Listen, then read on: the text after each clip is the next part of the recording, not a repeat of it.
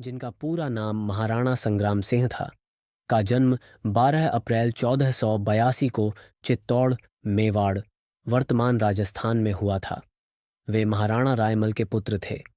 राणा सांगा अपने बचपन से ही साहसी और प्रतिभाशाली थे, लेकिन उनका शुरुआती जीवन संघर्षों से भरा हुआ था।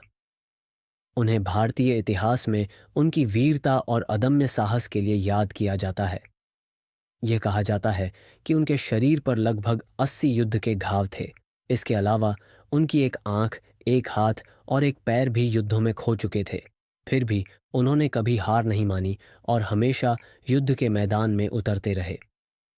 राणा सांगा के बारे में यह कहा जाता है कि उन्होंने अपने जीवन में 100 से अधिक युद्ध लड़े और उनमें से 99 में विजय प्राप्त की। यह तथ्य उनकी वीरता, रणनीतिक कौशल और युद्ध में उनकी अद्वितीय प्रतिभा को दर्शाता है। बाबर की सेना रणसिंह राणा सांगा के नाम से भयभीत थी, क्योंकि राणा सांगा अपने समय के एक महान योद्धा और राजपूताना के प्रमुख थे।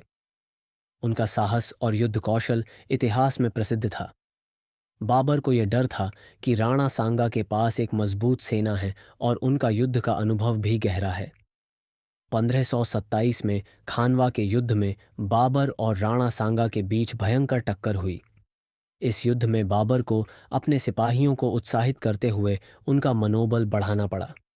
बाबर ने अपने सिपाहियों से कहा था कि यह युद्ध इस्लाम और उनके साम्राज्य की प्रतिष्ठा के लिए है, इसलिए जीतना आवश्यक है। बाबर ने अपनी युद्ध नीति और तोपखाने का प्रभावी उपयोग किया।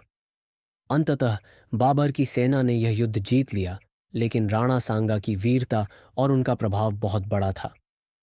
उन्होंने युद्ध के दौरान अपनी पूरी शक्ति लगा दी थी।